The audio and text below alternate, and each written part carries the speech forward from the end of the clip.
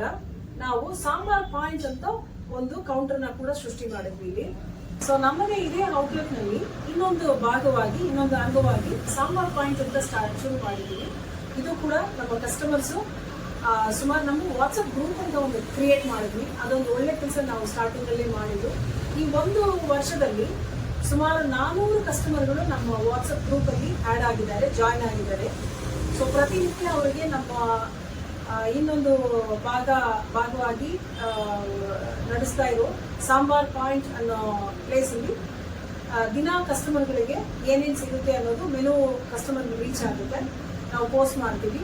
ಅದನ್ನ ನೋಡಿಕೊಂಡು ಪ್ರತಿದಿನ ಕಸ್ಟಮರ್ಗಳು ಬಂದು ಇಲ್ಲಿ ಸಿಗುವ ತರಕಾರಿ ಸಾಂಬಾರುಗಳು, ಸೊಪ್ಪಿನ ಸಾಂಬಾರು, ಆಮೇಲೆ ತರಕಾರಿ ಪಲ್ಯಗಳು, ಆಮೇಲೆ ರಸಮ್ಮು, ಆಮೇಲೆ ರೊಟ್ಟಿಗಳು, ಚಪಾತಿ, ಅನ್ನ ಇದನ್ನೆಲ್ಲ ತಗೊಂಡು ಹೋಗ್ತಾ ಇದ್ದಾರೆ. ಇದು ಯೂಸ್ಫುಲ್ ಆಗಿದೆ ಅಂತ ಕಸ್ಟಮರ್ಗಳು ಫೀಡ್ಬ್ಯಾಕ್ ಕೊಡ್ತಾ ಇದ್ದಾರೆ.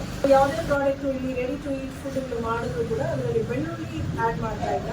ಸೊ ಈ ತರ ಈ ಚಟ್ನಿ ಪುಡೀಸು, ಮಸಾಲಾ ಪೌಡರ್ಸು, ಹೋಲ್ ಸ್ಪೈಸಸ್ ಏನಿದೆಲ್ಲ ಸೇರಿಸಿದೆಯೋ ಅದಕ್ಕೆ ಸೇರಿ ಈ ಸಾಂಬಾರ್ ಪಾಯಿಂಟ್ ಅಂತ ಈ ಸರ್ವಿಸ್ ಕೂಡ ಇದೇ ಔಟ್ಲೆಟ್ ಅಲ್ಲಿ ಸಿಗ್ತಾ ಇದೆ.